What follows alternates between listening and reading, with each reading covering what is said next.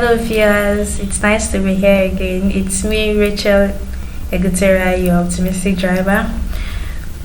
We are going to talk about why small businesses fail. Remember, I promised in my previous video before the motivational Monday video that that's what we're going to talk about. So now we're going to mention the reasons and see how we can tackle those things, those problems. As usual, I'll advise or I'll tell you to subscribe to my YouTube channel if you have not, and also turn on the notification icon now and stay tuned to the end. Watch the video to the end so that you'll be able to get every point. So let's start. Why do small businesses fail? We know small businesses are actually businesses that are trying to develop and get to a point where it can stand and be well known by a lot of target audience and become successful. Now, there are some of these businesses that within number of months, or most small businesses within number of months, they actually face lots of challenges, but it's left to you, who is the business owner, to see how you can tackle those challenges. Now, some of these challenges could be: one, financing hurdles or financial issues, that is lack of funding or capital, low capital or lack of capital. There are a lot of businesses that do not have enough funds in order to start or develop the business, and this has really affected them. That's because there are some things they need to put in place which they could not get funds to put in place, and because of that, the business owners just get discouraged and stop the business. This should not be, but we're still going to talk about how to solve that towards the end, so stay tuned. Now, the second reason why small businesses fail is because they put a low price as compared that, a lower price as compared that of their competitors' product price. Now, they look at it as, okay, since my competitors' product sells for example 100 naira, for me to be able to get customers, let me put mine at 50 naira. Well, that is really going to affect you. I'm not saying you shouldn't reduce the price. Sure, you can reduce the price so as to get more customers, but that margin is too much. The margin is what? Too much. If your competitors sell a product at 100 naira and you also want to sell that same product but for a lesser price, you can put it as 95 naira or $95, or you can put it 80 naira or $80, depending on the currency of your competitors, instead of putting it as low as that. Because for one thing, if you put it as low as that, it will affect your business really, because you actually spent money to produce the product. You spent money for adverts. You may have spent money for branding of that product. You may have spent money for transporting the product. So if you are thinking of that and you put it for as low as 50 naira, are you sure you are not shooting your leg? That means you're actually cheating yourself. That is it. But though there are some that actually put it for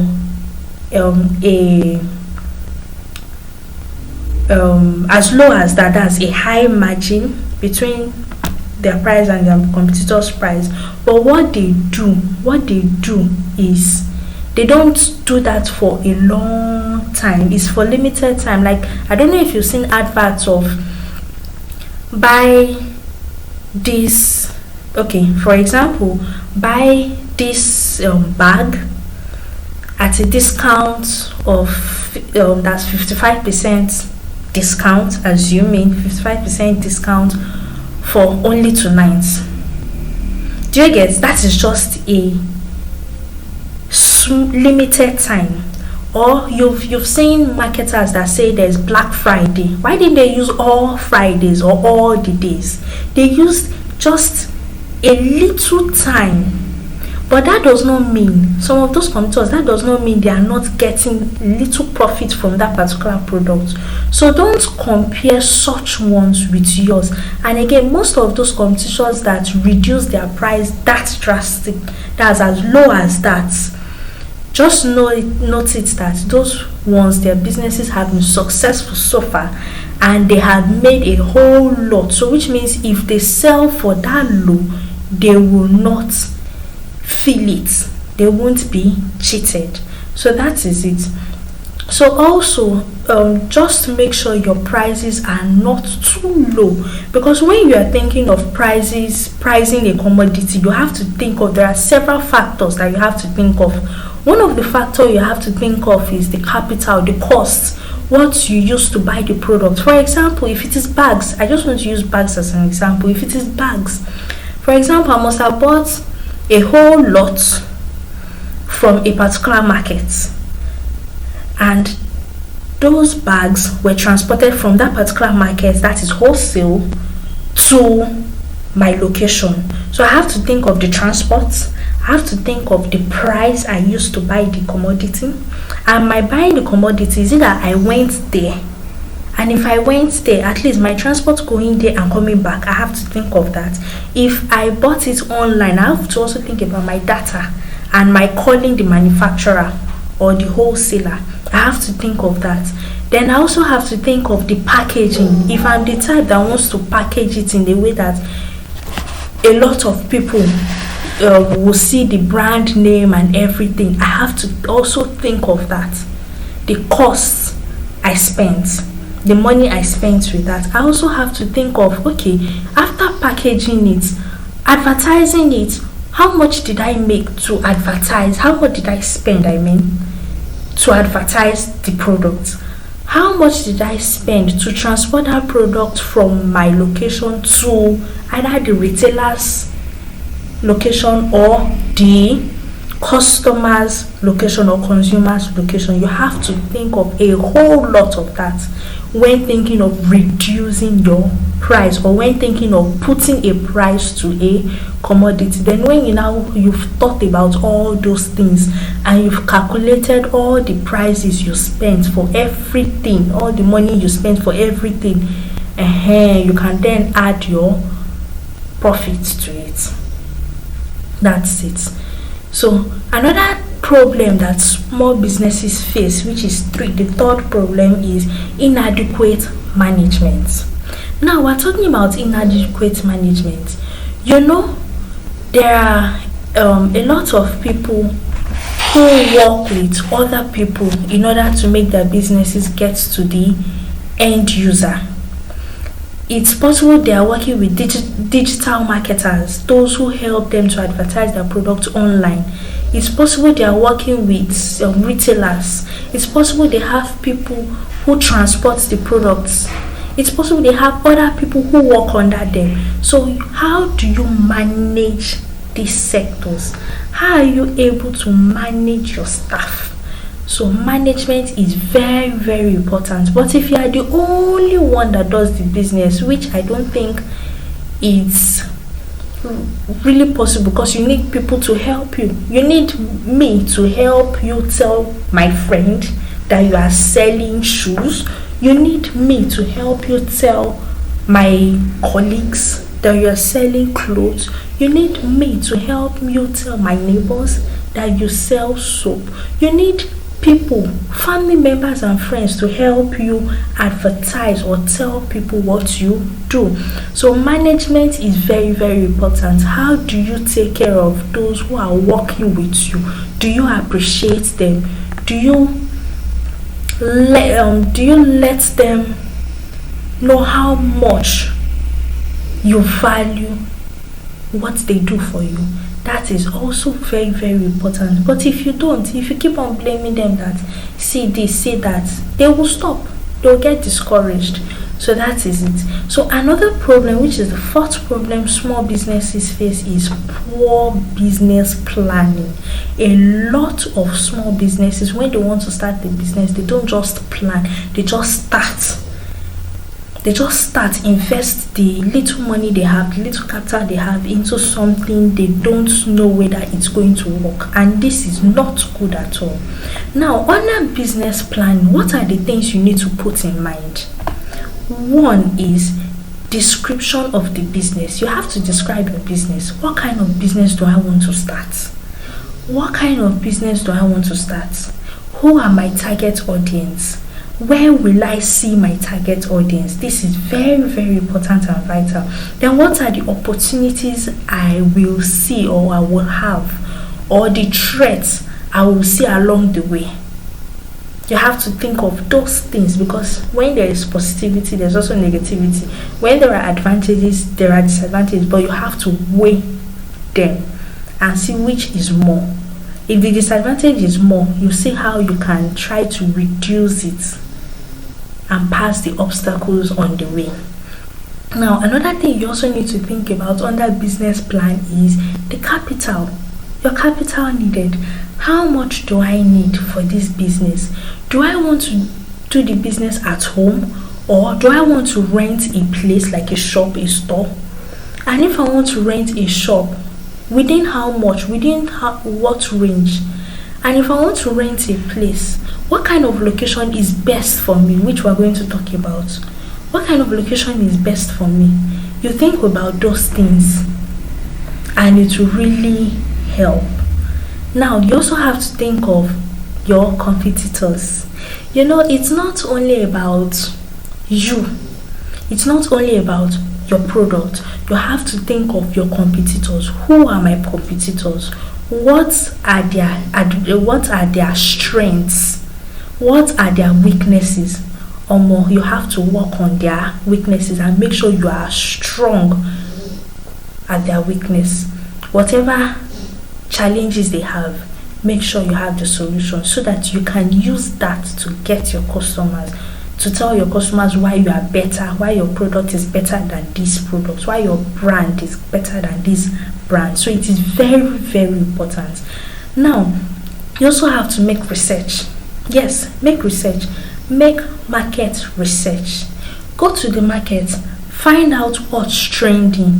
Find out, okay, why are these products selling more than these other products, even though they all do the same work. Make as much research as possible. Also make research.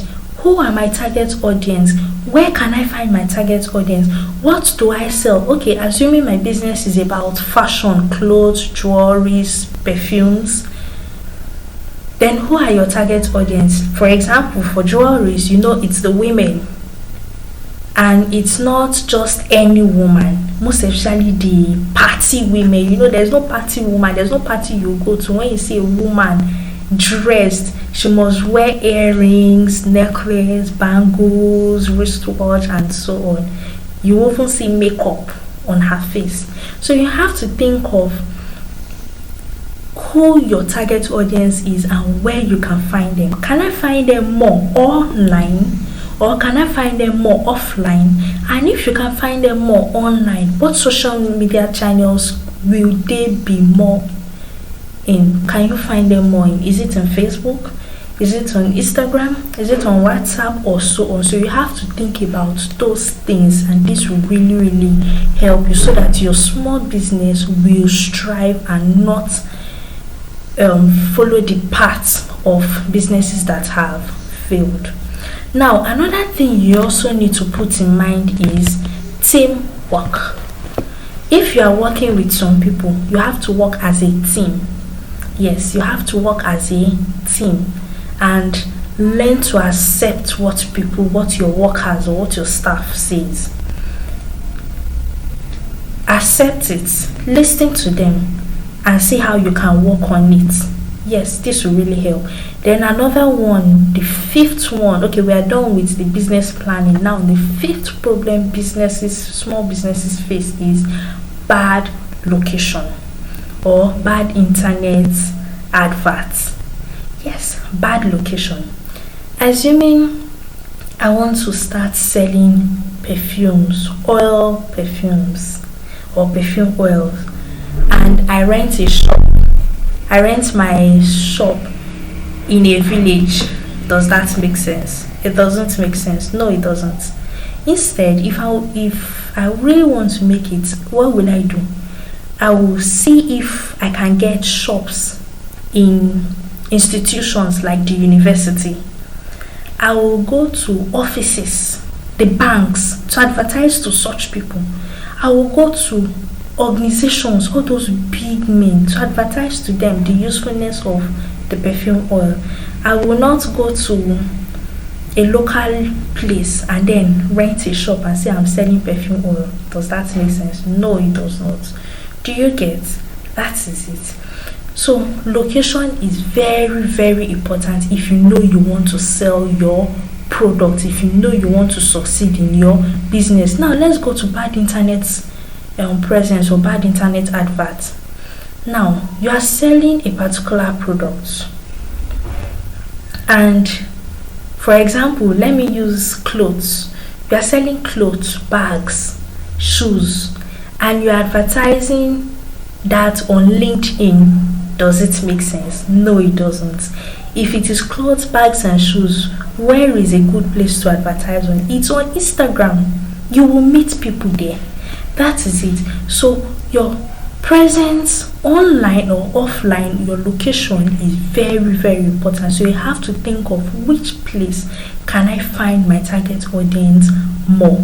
Now, another problem bad business owners or small businesses face, which is the sixth problem, is remaining rigid. You as a business owner, if you are the rigid type, it's not good at all. You have to be flexible. You have to accept change. You have to learn new things. If you are rigid and say, no, this is my way, one way, what happens? Your business will fail. That's the truth. It will fail. Now, the seventh problem small businesses face is expanding too fast. If you feel, okay, I have succeeded so far in my business in location A, let me quickly expand to location B, and fast you quickly rent a place, and it will not work. Why? That's because first of all, for you to be able to succeed in business, you have to know what's up in the location by making market research, which I mentioned earlier. You have to make market research, find out what is trending in that location. What is trending in location A may not be trending in location B. Yes. Do you know that funny enough, I actually moved to a place. There is a particular, I don't want to mention the places in particular, but there's a particular state where I was. They consider using oja and wrapper to back the child as being better. And those who use baby carrier are the rich ones, that's the wealthy ones. But when I went to location B, I saw that baby carrier is a common thing in that location, whether you have money or you don't have money. And they look down on those who back the child at the back. So you can imagine, if I'm the type that sells baby things like baby carriers and I'm in location A, what will I do? Who will be my target audience? My target audience will be those who are wealthy. Yes. Then those who are not wealthy, if I want to sell to them, what do I have to do? I have to buy the oja, a lot of oja and wrapper to sell to such ones. Do you get? So you have to make research on the location. Now, when I go to location B, I see that baby carrier is a norm. It's very common in that area. What do? I buy more baby carriers in different grades. The one that the wealthy people can buy, the one that the average can buy, but is still strong to carry the child, of good quality to carry the child. That is what I would do. So your market research is very, very important. You have to make research. What is trending in this place? What do people in this area need? And this will go a long way and help your businesses. That is it. So I'm going to